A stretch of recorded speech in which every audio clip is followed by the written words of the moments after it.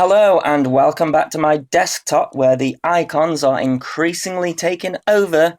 I thought I'd start this video from the desktop again because the first time I did it, it went well. This is going to be a follow-up video for my quadcopter build, the 450 size.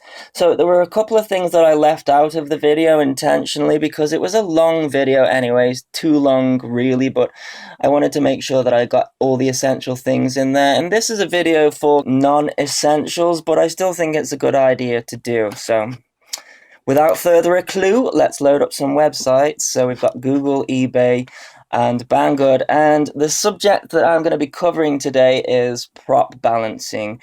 Now, it's a really boring subject, but it is something that I think is important, and not just for like getting good camera footage either. I've realized. So just to explain what prop balancing is, I've heard comparisons done before like this, so I'm going to use the same comparison. It's like with your car, when you've got a tire that's out of balance, it's fine at low speed, but then when you drive on the motorway or whatever, you start to get a shake or a wobble in the steering wheel and the car starts to wobble about, and it makes it quite uncomfortable to drive. And it's the same with a quadcopter, really. I find that unbalanced props make it kind of like a shaky flight. If you do like full power up, the quad kind of oscillates and it just doesn't quite feel smooth. But of course, as well, those vibrations in the props do transmit into the frame and onto the video, so it's going to help you there as well. Not as much, I tend to find. I think regardless to what motors that you use and whether you've balanced your props, you're still going to need a vibration dampener of some kind. But I've experimented with a few different solutions, and I think I found the best one. Unfortunately, it is the most expensive, and this is kind of why I didn't include it in the budget build, because this is something that it's not really worth going budget on.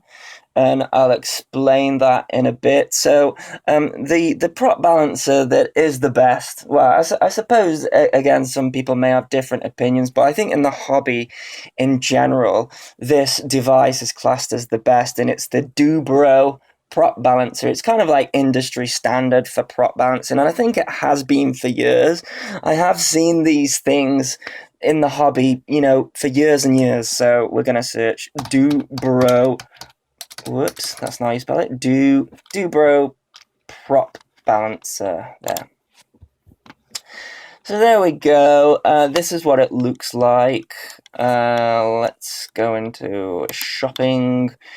Oh, look at that, $29.99. I've had mine quite a while now, and I think I paid over the odds for it. It seems you can pay quite a lot for these. Look at that, £38. It's a lot to spend on a prop balancer, but we'll get into that in a bit. Let's just go into this shop, and then Wireless Madness, is it? Yeah, this is in GBP for the UK. You can do on PayPal. It doesn't mention how much the postage is, mind. Maybe that's where the price is made. So you can search on websites and stuff, and then on eBay, Dobro prop balancer, and so they sell them on eBay as well. Yeah, about that price, $29.99, and then postage, not bad. But look, it starts to get expensive here, $36.99. Yeah, so why go for this one? Okay, so let's just see what the other options are before we get onto building the thing and balancing the props, how I like to do it anyways. If we check out on Banggood, if you search for prop balancer, and then it takes a while to load because the website's in China. You've got these ones here. Now look how cheap these things are, £2.40, £3.50. Now the reason why these are hit and miss, well, first of all, you can see they're quite short, but not only that, can you see there, they're attached there by magnets. And this centerpiece here, which is the piece that's going to hold the propeller, this also needs to be balanced. And what happens with a lot of these cheap ones is that this part is isn't balanced. So despite the fact that you've got your prop balanced on the thing, it might not be that your prop is balanced. Because this thing is off balance, and there are lots of reports and reviews and things of the center piece being out of balance. So yeah, I mean, it's up to you whether you want to go cheap on this. For this prop balancing video, we're going to go for the Dubro. So this is the package that it comes in, and it is worth keeping this because once you've finished all your prop balancing, you can disassemble it and put it back in here. Hang on a second. This thing's looking a little bit different than the last time I left it. What's this thing here? Oh well, let's not concern ourselves with that now. That can be for a later video. So let's get this package open. Okay, so we've got the side bits here, we've got the base, we've got the prop balancing shaft, and we got some metal things like that, and we got a bunch of screws. Kind of all looks messy, doesn't it? So let's get this thing put together. So when you get it, you have to place these 4 bolts in the bottom there, and then you turn it over, and you have to screw these things on the end there, and you can just screw them in down here, like so. This one in like so. And then this one.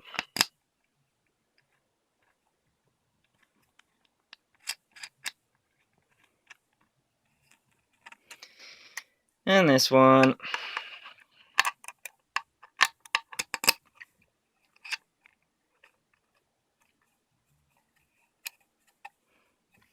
Okay, so these things, this is where the magic happens. Those things spin around, quite sharp actually.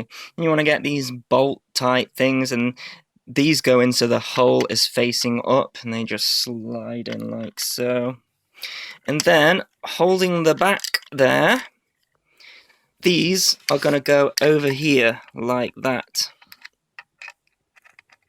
You see? Like so. So they slide in there, and then those bolts can't fall back like that. And then same with this one as well. Next, you want to lift these up so that we can fit the props on, because I'm using 10-inch props for this build. And what I do is to make sure that it's level, because obviously this thing here needs to be absolutely level, otherwise we're not going to get a decent balance.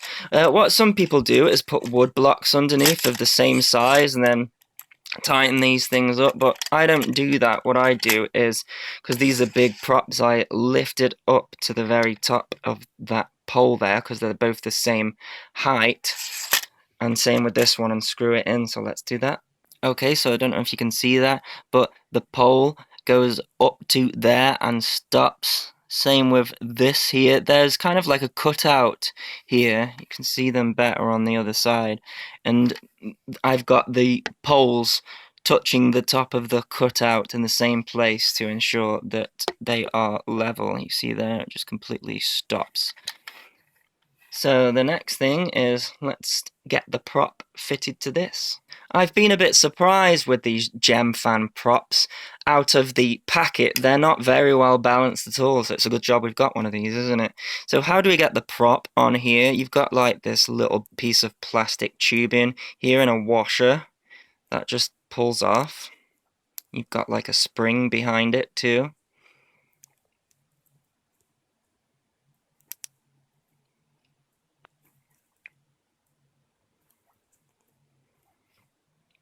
Like so.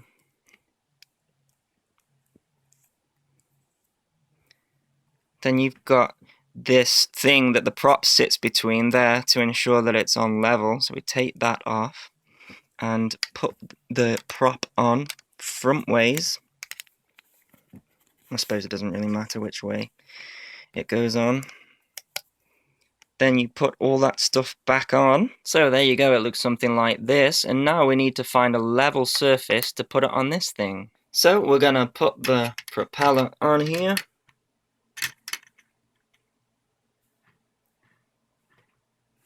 And you should see the thing start to move around on its own. And that is because there is an imbalance on the propeller in a couple of places. So there's a couple of tests that we have to do, right? The first one is to see if each one of the blades is out of balance. So this one maybe weighs a little bit more than that one. And the way that you find that is you hold it horizontally like this. This one isn't bad at all, but you can see that it's slightly, very slightly moving that way, but not too bad. You see? It's moving slightly that way on its own.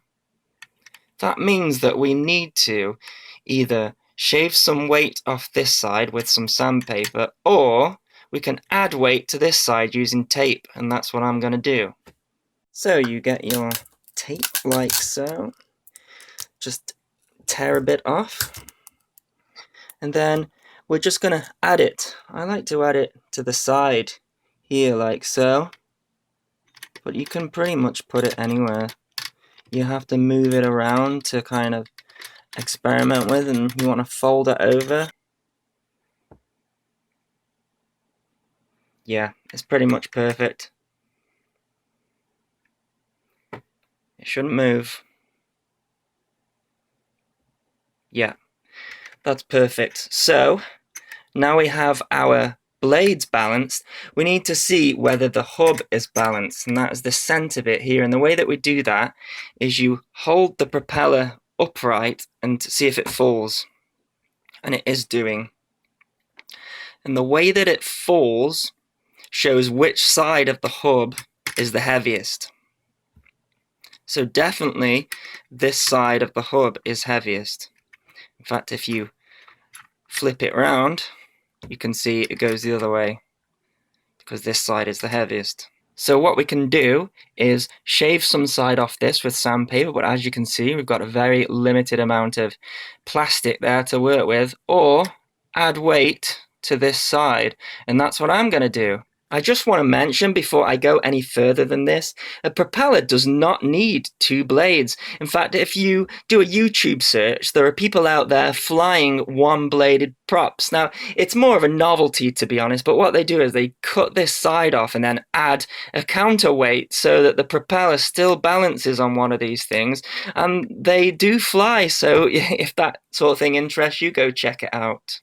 So what I'm going to use is a hot glue gun, and we're going to add hot glue to this side of the propeller because that's the side that is the lightest. Okay, so I'm going to have the prop level and going to use my hot glue gun. Now this is just a cheap one off eBay. It cost about £3. You can just search for hot glue gun, and then I'm going to place the hot glue along the side here like so. So as you can see, I've got quite a lot of hot glue on there, and I did put too much on, so I just used some scissors and cut the excess off until the prop is vertical and it doesn't move anywhere. And so what should happen now, you can sort of move the propeller into any one place and it will kind of just stay there, and that is what you're after for a perfectly balanced prop, because you have to very lightly, there you go, see it just sort of stays in place there.